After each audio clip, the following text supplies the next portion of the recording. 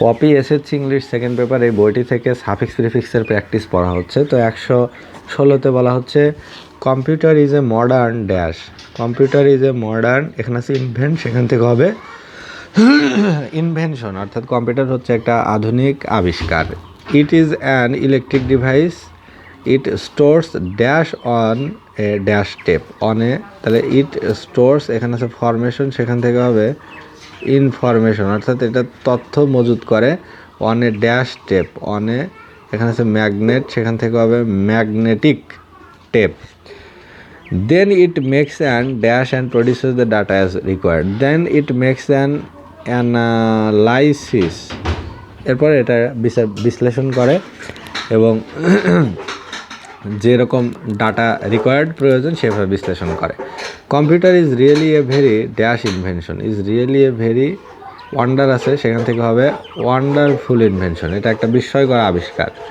The use of computer has earn the highest dash all over the world. Highest এখানে আছে popular, সেখান থেকে হবে হাইয়েস্ট পপুলারিটি, অর্থাৎ ব্যাপক জনপ্রিয়তা অর্জন করে। The dash ways of activities have been the usual process.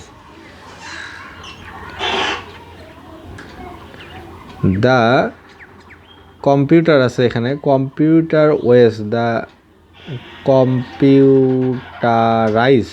Computerised ways of activities have been the usual process.